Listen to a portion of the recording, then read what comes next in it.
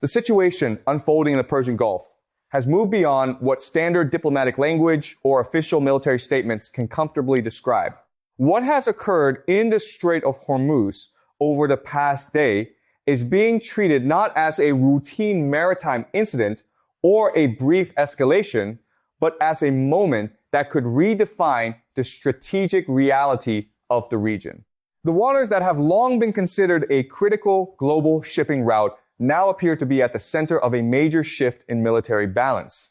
According to the operational reports being circulated, a large-scale coordinated missile strike took place involving Iranian forces deploying a significant number of anti-ship cruise missiles. These missiles, identified in reports as the Qadir system, were launched from multiple platforms, including coastal batteries, mobile units, and naval vessels operating in coordination. The strike was executed in a structured sequence designed to overwhelm defensive systems rather than relying on a single simultaneous volley. The outcome of this engagement, as described in these accounts, was the destruction of multiple NATO-aligned naval vessels operating in the Strait of Hormuz. The scale of the reported losses has drawn immediate attention from military analysts, not only because of the number of ships involved, but because of the conditions under which they were operating. The Strait of Hormuz is one of the most strategically sensitive maritime choke points in the world, through which a significant portion of global oil supply flows every day. What makes this incident particularly significant is not only the engagement itself, but the implication that a coordinated missile system was able to penetrate layered naval defenses in a confined maritime environment. The reported use of 200 missiles suggests a level of operational coordination designed to stress naval defensive systems beyond their capacity to respond effectively. Rather than a single wave, the attack is described as a phased sequence intended to degrade radar, electronic warfare, and interceptor systems before main impact waves arrived. Military analysts focusing on missile warfare note that modern naval defense relies heavily on early detection and layered interception. In a confined space like the Strait of Hormuz, reaction time becomes extremely limited, especially when multiple trajectories approach from different angles. In such conditions, even advanced systems can face significant strain if saturation is achieved quickly enough. The Qadir missile system, as described in defense literature and regional reporting, represents a long-range anti-ship capability developed domestically. Its design reportedly includes sea-skimming flight profiles and radar-guided terminal targeting, both intended to reduce detection time and increase hit probability. These characteristics are often discussed in the context of modern asymmetric naval warfare, where smaller or regionally constrained forces attempt to counter technologically advanced naval fleets. The broader strategic concern emerging from this event is not limited to the immediate damage at sea. It is the implication that a heavily defended maritime zone, long patrolled by international coalitions, may now face a new operational reality. If the reported outcomes are confirmed, naval planners will need to reassess assumptions about force protection, deterrence, stability, and the survivability of surface vessels in narrow strategic waterways. At the same time, political and military institutions across NATO member states are reportedly engaged in rapid internal assessment. Any large-scale loss of naval assets in a coordinated engagement would represent not only a tactical setback, but also a strategic shock that could influence future deployment patterns, alliance coordination, and regional policy decisions. The Strait of Hormuz, already one of the most closely monitored maritime regions in the world, now stands at the center of a broader discussion about how modern naval power is projected, challenged, and potentially constrained in high-risk environments where missile technology and electronic warfare are rapidly evolving. The engagement itself, as described in operational summaries, appears to have been the result of long-term planning rather than a spontaneous escalation. Intelligence and defense assessments suggest that the targeting process began well before the missiles were launched, with continuous surveillance of naval movements in the region. Each vessel reportedly had its movement patterns, radar emissions, and formation behavior tracked over time to build a detailed operational picture. In this context, the strike is being analyzed not only as a display of missile capability, but also as an example of integrated targeting coordination. The reported sequence of launch events indicates that multiple platforms were activated in a synchronized manner, drawing from fixed coastal positions, mobile units, and naval assets positioned within range of the Strait of Hormuz. The purpose of this distributed launch structure, according to military analysis frameworks, is to prevent early neutralization. By dispersing launch systems across multiple locations, it becomes significantly more difficult for any single preemptive strike to disable the entire capability. This approach reflects a broader evolution in regional missile doctrine, where survivability and redundancy are prioritized over centralized control. As the missiles entered their terminal phase, they reportedly transitioned into low-altitude flight patterns designed to reduce radar detection time. This sea-skimming approach is widely recognized in naval warfare as one of the most challenging profiles for ship-based radar systems to track, particularly when multiple incoming objects appear simultaneously from different directions. Defensive systems on modern warships are designed to respond through layered engagement, beginning with long-range detection, followed by mid-range interception, and finally, close-in weapon systems. However, in scenarios involving saturation attacks, these layers can be forced into continuous engagement cycles, reducing reaction efficiency and increasing the likelihood of system overload. The reported sequence of impacts suggests that defensive systems may have been engaged continuously during the approach phase, consuming interceptor resources before the final wave reached its targets. Once missile defenses are saturated, remaining incoming threats face significantly reduced resistance, increasing the probability of successful strikes on critical ship systems such as propulsion, radar arrays, and ammunition storage. In naval warfare analysis, damage to these systems is often decisive.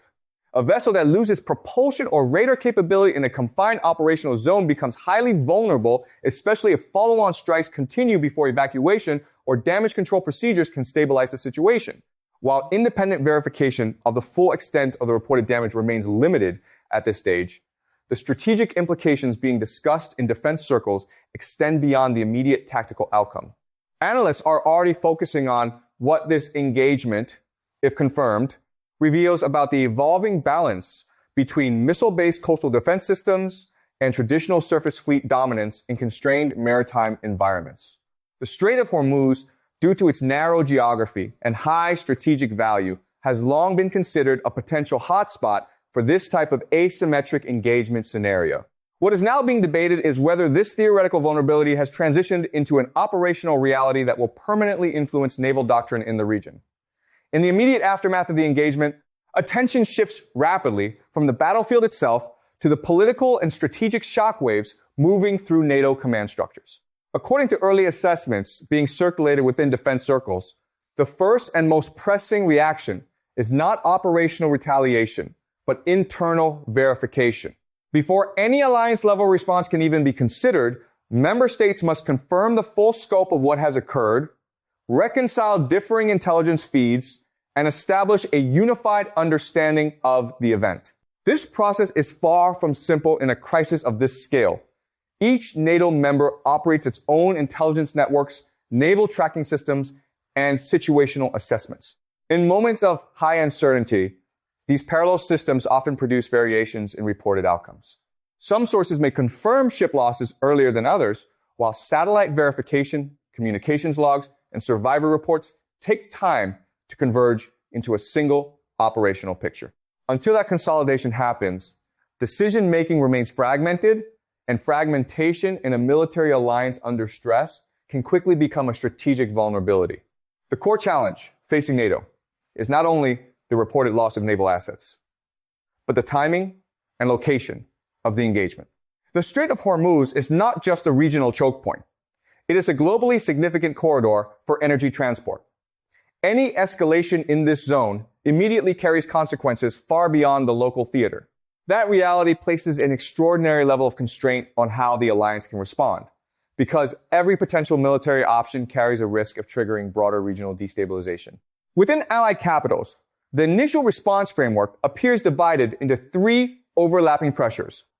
The first is operational, driven by military command structures that must evaluate whether remaining naval forces in the region are at risk and whether immediate repositioning is required to prevent further losses.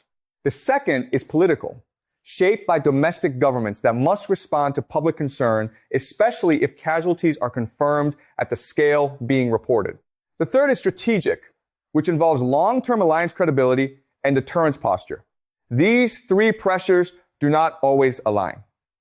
A militarily aggressive response may satisfy deterrence logic, but create unacceptable political risks. A restrained response may stabilize immediate conditions, but raise questions about alliance, strength, and credibility. This tension is central to understanding why major alliances often move slowly in the early stages of crisis escalation, even when events on the ground are rapidly evolving. At the same time, escalation risk is being carefully evaluated. Any direct retaliatory action against Iranian military infrastructure carries the potential to expand the conflict beyond maritime boundaries into a broader regional confrontation. This includes the possibility of retaliatory strikes on additional naval assets, disruption of energy infrastructure, or cyber operations targeting critical systems. The interconnected nature of modern military and economic networks means that escalation is no longer linear. It is multidimensional and often unpredictable. Another critical factor shaping NATO's internal debate is alliance cohesion. Different member states have different levels of exposure to the Strait of Hormuz and to global energy markets connected to it. Some economies are highly sensitive to fluctuations in oil supply and shipping stability, while others maintain more diversified energy dependencies. These differences influence how urgently each state perceives the need for action and whether military escalation is viewed as necessary or excessively risky. Historical precedent also plays a role in shaping current decision-making. NATO has faced crises before, but rarely in a scenario where multiple member state naval assets are reportedly compromised in a single coordinated engagement in a high-value maritime corridor. This creates a psychological and institutional pressure point that extends beyond standard crisis management protocols. The alliance is not only assessing what happened, but whether its existing deterrence framework is sufficient to prevent similar events in the future. Meanwhile, communication strategies are being carefully managed. Public statements from defense ministries remain deliberately limited, reflecting the uncertainty of early intelligence confirmation.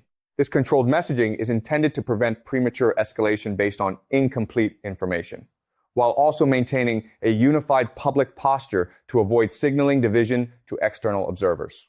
However, outside the formal structures of NATO headquarters, strategic analysts are already discussing the broader implications.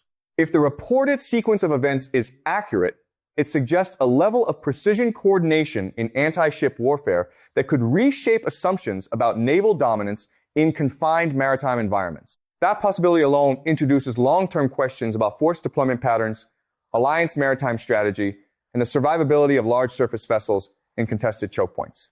For now, NATO remains in a holding phase, analyzing, verifying, and attempting to consolidate its internal response. But beneath that procedural surface, the underlying reality is clear. The alliance is facing one of the most complex crisis environments in recent memory, where military loss, political constraint, and escalation risk are all converging at the same time, and where every possible response carries consequences that extend far beyond the Strait of Hormuz. As the crisis develops further, the focus shifts beyond the immediate military shock and into the deeper structural consequences for global energy security and economic stability. The Strait of Hormuz is not just a military choke point. It is one of the most important arteries in the global energy system. A significant portion of the world's oil shipments pass through this narrow waterway, meaning that any sustained disruption immediately translates into global market pressure. In the hours following the reported engagement, energy markets begin to react not only to confirmed developments, but also to uncertainty itself. In situations like this, it is not just physical supply that matters, but perceived risk. Even the possibility that maritime traffic could face long-term instability is enough to trigger pricing adjustments across global oil benchmarks. Traders and institutions begin to factor in a new reality where uninterrupted flow through the Strait of Hormuz can no longer be assumed with certainty. This shift creates a broader economic ripple effect. Countries that depend heavily on imported energy, particularly in Europe and parts of Asia, are especially sensitive to fluctuations in supply routes and pricing. Industrial production, transportation systems, and inflation management are all directly linked to energy stability. When that stability is questioned, governments are forced to reassess economic forecasts that were previously built on predictable supply conditions. At the same time, the strategic meaning of the engagement extends far beyond immediate market reactions. Military analysts and geopolitical planners begin to assess what this event reveals about the changing nature of naval power in confined maritime environments. Traditional naval doctrine has long been based on the assumption that surface fleets, supported by layered defense systems and air cover, can maintain control over key waterways. However, the reported effectiveness of coordinated missile saturation attacks challenges that assumption in a direct and practical way. The key issue is not simply the existence of anti-ship missile systems, but the scale, coordination, and integration of such systems into a unified strike architecture. When multiple launch platforms operate together across coastal, mobile, and naval domains, they create a distributed threat environment that is significantly more difficult to neutralize with conventional preemptive strikes. This kind of network strike capability reflects a shift away from centralized naval engagement toward multi-node redundant attack systems designed for survivability and saturation. For NATO and its allies, this raises difficult questions about future naval deployments in contested waters. If surface vessels can be exposed to coordinated multi-directional missile attacks in narrow waterways, then the operational risk profile of traditional naval presence missions must be reconsidered. This does not mean naval power becomes irrelevant, but it does suggest that the conditions under which it can be safely projected are narrowing.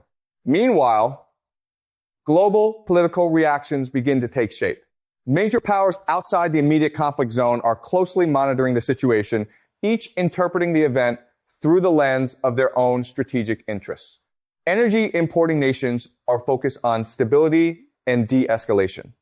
Energy exporting nations are observing potential shifts in pricing leverage, and rising global powers are assessing how the situation might reshape long-term balance in maritime security architecture. The uncertainty itself becomes a strategic force. In global systems, uncertainty often has as much impact as physical disruption. Shipping assurance rates begin to adjust, rerouting considerations are discussed, and maritime operators reassess risk exposure for vessels passing through the region. Even temporary ambiguity about safe passage can introduce delays and additional costs across global supply chains. At the institutional level, NATO continues to operate in a constrained decision-making environment. The alliance must balance the need to demonstrate deterrence with the need to avoid uncontrolled escalation. Every potential response is measured not only against its military effectiveness, but also against its political sustainability among member states. This creates a narrowing corridor of viable options where extreme responses risk escalation and restrained responses risk perceived weakness. What emerges from this phase of the crisis is not a clear resolution, but a widening gap between military reality and political flexibility. The reported engagement has introduced a scenario where traditional assumptions about naval dominance, deterrence, stability, and choke point security are being actively questioned in real time. And as each hour passes, the implications extend further into global systems that depend on the uninterrupted flow of energy and maritime trade. In this environment, the Strait of Hormuz is no longer being viewed simply as a regional flashpoint. It is increasingly being treated as a test case for how modern military technology interacts with global economic interdependence. And the results of that test are still unfolding, with consequences that remain far from fully understood. As the crisis continues to expand beyond the immediate battlefield, attention increasingly turns to the internal resilience of the NATO alliance itself. What began as a military incident in a narrow maritime corridor is now evolving into a broader institutional stress test, where political cohesion, strategic credibility, and collective decision-making are all being challenged at the same time. Inside allied capitals, the conversation is no longer only about what happened in the Strait of Hormuz, but about what it means for the future structure of deterrence in contested maritime regions. Defense ministries are being forced to confront a difficult question. If a coordinated missile system can successfully challenge advanced naval formations in a confined choke point, then how should future deployments be designed to avoid similar vulnerabilities? This question does not have an easy or immediate answer. Naval strategy has historically relied on the assumption that technological superiority, combined with layered defense systems and air support, provides sufficient protection for surface fleets. But when faced with dense, multi-vector missile salvos launched from distributed platforms, even advanced defense architectures can be pushed into a state of saturation. That possibility forces a reconsideration of how naval power is projected in environments where geography limits maneuverability and reaction time. At the same time, political divisions within the alliance begin to surface more clearly. Not all member states interpret the crisis in the same way. Some view it as a direct challenge that requires a firm and coordinated military response to restore deterrence credibility. Others see it as a dangerous escalation point, where any large-scale retaliation could trigger a wider regional conflict with unpredictable consequences.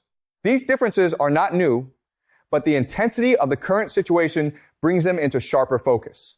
The challenge for NATO leadership is that collective action requires consensus, yet consensus becomes harder to achieve under conditions of high uncertainty and high political cost. Each member government must weigh not only external security considerations, but also internal political pressure, public opinion, and economic exposure. In some countries, the loss of naval personnel would generate immediate domestic scrutiny and demand for accountability. In others, the primary concern is energy stability and economic continuity. This divergence creates a fragmented decision-making environment. Even when there is agreement on the seriousness of the situation, there is less agreement on what should be done next. That gap between shared assessment and unified action is where strategic paralysis can emerge. And in a fast-moving crisis, delay itself becomes a form of strategic consequence. Meanwhile, outside the formal alliance structure, global observers are analyzing how this event might influence long-term geopolitical alignment. The reported engagement is being interpreted in different ways depending on strategic perspective. For some, it signals a shift toward a more contested and multipolar security environment, where regional powers are increasingly capable of challenging traditional military dominance in specific domains. For others, it reinforces the importance of deterrence, reinforcement, and technological adaptation. What is consistent across most analyses, however, is the recognition that maritime security assumptions are being reevaluated. The idea that key choke points can be reliably controlled through periodic naval presence alone is being questioned. Instead, there is growing acknowledgement that control in such environments may depend increasingly on denial capabilities, surveillance integration, and rapid response systems rather than static deployment of surface fleets.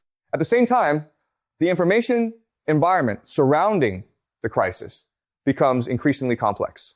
Competing narratives emerge, each emphasizing different aspects of the event, from tactical outcomes to strategic implications.